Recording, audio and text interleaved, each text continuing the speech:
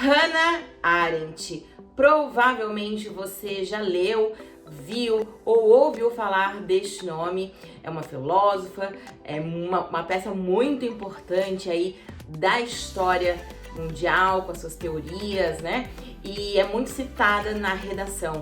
Certeza que você já leu alguma redação que foi nota 1000, alguma redação de concurso, alguma redação do Enem, vestibular, em que Hannah foi citada. Então hoje aqui eu separei para vocês as principais teorias da Hannah. Eu quero explicar um pouquinho quem ela é e como você aplica essa teoria, o que ela escreveu, o que ela deixou de legado aí na redação. Oi, Red Alunos, tudo bem? Eu sou a Chay, professora de português e redação aqui do Redação Online, e hoje a gente vai falar então aí sobre a Hannah Arendt, né?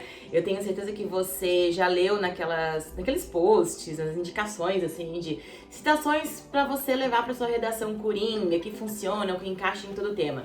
Tem alguma fala da Hannah, né?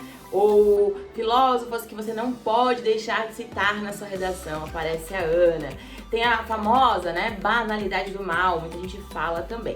Mas o que eu quero te explicar hoje, aqui quero fazer você entender, é quem foi a Hannah, um pouco da história dela, da perspectiva de como ela estudou, de como ela escreveu as suas teorias, as suas obras, e o que isso pode refletir então na nossa redação, tá? Eu vou pedir pra você, claro, deixar o seu like, ativar a notificação, ficar aqui por dentro do canal.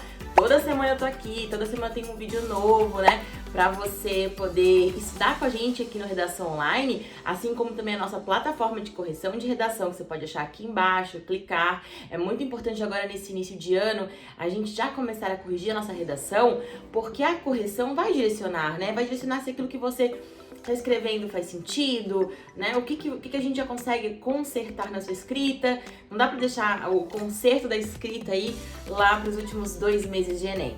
É agora no início do ano que seu estudo vai começar a ser direcionado, né? Tudo que você vai fazer, então não perde tempo, porque é muito importante pra você. Agora, começando a falar de Hannah Arendt, então, a Hannah, tá? Pra vocês entenderem, a Hannah tem origem judaica, tá?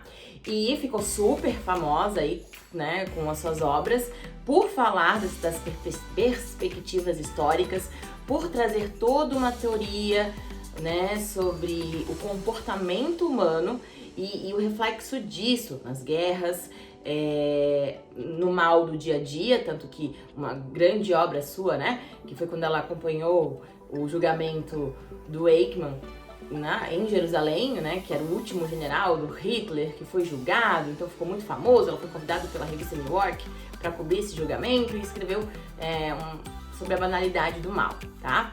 Só que antes disso, né, eu quero que você entenda então que a Hannah tem origem europeia, judaica, tá? Vai ter essa vivência de Segunda Guerra Mundial, então vai entender ali o que estava se passando nessa época, o comportamento da população, o comportamento de quem era perseguido e o comportamento de quem perseguia, tá? E quando a gente chega nas obras dela, e a primeira obra que eu quero apresentar para vocês é A Origem do Totalitarismo, tá? Ela vai trazer aqui 2 grandes conceitos que embasam hoje junto pra gente e aplicar isso na redação, porque quando a gente pensa em redação do Enem, redação de vestibulares, a gente sempre, e até de concurso, a gente traz muito o conceito de vai ser um problema social, tá? E quando eu digo vai ser um problema social, eu tenho o comportamento das pessoas, um problema que persiste, um novo problema, mas eu tenho um problema, tá? Que abrange uma camada da população. Quando a gente tem na obra, tá, As Origens do Totalitarismo, ela vai no primeiro momento trazer pra gente a questão do imperialismo. Seria o quê, né? Seria já esse movimento que a gente tem, tá? De um país economicamente mais forte, tá? Ter o poder de dominar um outro país, seja por questão econômica, financeira, seja por questão de território. E ela vai dizer que isso já é um princípio do que a gente vai ter depois quando a gente tem um movimento nazista, tá?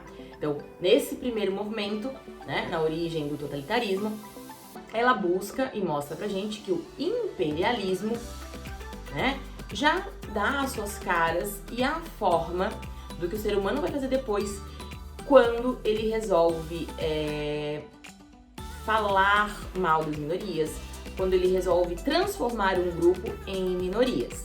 Então a primeira grande teoria dela essa teoria do imperialismo já serviu de base aí para formar lá na frente, depois, o nazismo. E aí você pode estar se perguntando assim, como eu aplico então as origens do totalitarismo na redação? Quando a gente pensa em redação, então é muito importante que nesse viés, nesse momento, tá, você lembre da questão da opressão, que é quando um grupo que detém mais poder tem, de fato, força, poder, liberdade para oprimir um outro grupo. E isso já vinha acontecendo quando a gente tem o imperialismo. O segundo conceito que a Ana traz dentro das origens do totalitarismo é a questão de mentalidade alargada. O que seria a mentalidade alargada? Você estar aberto a entender que não só o que você tem por verdade é de fato verdade, e que existem várias frentes para uma mesma história, assim como existem várias possibilidades para a religião, para a maneira de ver a economia, para como você vê a cultura, para como você vê a educação. Então ela traz o conceito de mentalidade alargada lá dentro das origens do totalitarismo para mostrar como muitas pessoas não estão dispostas a entender o outro. Conceitos de empatia que a gente fala muito hoje em dia, né? E que a Ana já falava antes. Por que já falava isso? Porque ela analisava muito essa questão comportamental. Então, duas teorias aí que a gente consegue ver e citar, usar na redação dentro das origens do totalitarismo seriam, primeiro, essa questão do imperialismo, e quando um país ou um determinado grupo, já transpondo aqui, ele se sente superior, portanto, ele pode dominar um outro grupo. E a mentalidade alargada é quando você deve estar aberto a entender outras teorias, mesmo que elas não sejam aquelas que você acredita, e que você olhe com uma perspectiva de que não existe uma única verdade, mas sim várias frentes de um mesmo acontecimento. E a terceira teoria da Ana, tá, que é de fato também a minha favorita, é quando a gente tem o julgamento do Eichmann em Jerusalém, né? Adolf Eichmann em Jerusalém. Quem era, né? Eichmann. Eichmann foi o último general, né, do movimento nazista, Hitler, né, a ser julgado. Ele foi exilado e foi encontrado na Argentina, até que houve essa frente do julgamento, né? A Ana, já conhecida, né, com todas as suas teorias e suas obras, ela foi convidada pela revista New York a acompanhar esse julgamento que aconteceu em Jerusalém. E ao acompanhar esse julgamento, ela não só escreveu para a revista, como ela também criou a sua obra, tá? Que é Eichmann em Jerusalém, um breve relato sobre a banalidade do mal.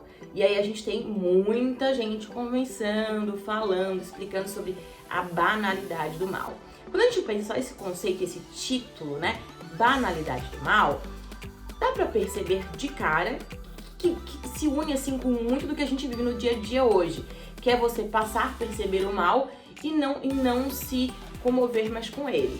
Eu sempre gosto de lembrar e mostrar pra vocês uma questão de uma banalidade do mal coletiva, é quando a gente passa por moradores de rua, por exemplo, e nós não sentimos pena, ou não nos compadecemos, ou não ajudamos, ou até mesmo ignoramos. Esse fato de ignorar, né, o morador de rua, que não é algo previsto na Constituição, mas é um mal que acontece, que aflige a sociedade hoje, é banalizarmos o mal. Passamos pelo mal, mas ele não nos atinge, porque eu não sou um morador de rua. Então, eu não estou naquela posição, não preciso me preocupar com isso. E quando a gente tem o julgamento do Eichmann, agora não vou saber dizer exatamente qual é a pronúncia, a gente tem ele se colocando no discurso como um cidadão comum, que se não fosse ele a fazer o que foi feito, né, no movimento nazista, outra pessoa faria. E aí a gente tem mais uma questão aí trazida pela Ana, que é a divisão dos grupos, tá? E quando ela traz essa divisão dos grupos, que ela também traz lá na mentalidade alargada, quando ela fala assim que um grupo político vai depender do outro para se manter no poder, assim como as pessoas não gostarem de política faz com que os grupos políticos se mantenham mais ainda no poder. Aqui, tá, na banalidade do mal, ela vai trazer os conceitos pra gente de que, tá, dois grupos sempre vão ter que existir, tá? Ou existem, não deveriam, mas existem, né? Que é o grupo superior e o grupo inferior. E o grupo inferior é aquele grupo que vai sofrer com piada, com violência, assim como aconteceu lá no nazismo, né? A raça ariana dominante sobre a raça judaica. Então a gente tem essa questão da Ana expor que a gente banaliza tanto o subgrupo, né? O grupo que não é o grupo superior, as piadas, o discurso, que a gente não olha mais esse grupo, que seria essa minoria, mas essa minoria não precisa ser a quantidade de pessoas, tá? Mas o grupo que não é o grupo dominante. A gente banaliza tanto que a gente olha as mazelas daquele grupo como algo não mais humano. Então, e passível de exterminar. Então você olha para, vamos pensar na nossa realidade. Você olha para um morador de rua, você olha para um pedinte na sinaleira e você não vê aquilo como um ser humano que precisa de ajuda, mas como um mal a ser eliminado. E é isso que a Ana traz na banalidade do mal. Então, hoje quando a gente olha temas de Enem, temas de vestibulares, a gente percebe que você vê um grupo que é marginalizado, é um mal que acontece todos os dias e não é resolvido. Você vê violência, acontece todos os dias, mas não é resolvido. E muitas vezes, quantas vezes, né, aquela vítima é dita como ela gosta disso, estava lá, pediu, tá? Então, essa banalidade do mal trazida à nossa realidade tem como ser aplicada na redação, porque são os pequenos males, né, as mazelas diárias que a gente passa enquanto cidadão brasileiro hoje, no dia a dia, e não resolve também, ou não sente nem mais pena, porque a gente vê como esse grupo mereceu refém ou deveria ser eliminado. A Hannah Arendt tem muitas obras boas e eu indico para vocês que leiam, que procurem, que vão além. E se você quiser ter a sua redação corrigida aqui na Redação Online, não esquece de entrar, se inscrever nos pacotes que tem sempre bons para vocês, super adaptados, tá? Um roteiro de estudo, que eu tenho certeza que a gente vai te ajudar muito mais aí na redação. Ó, um beijo e até a nossa próxima aula. Tchau, tchau!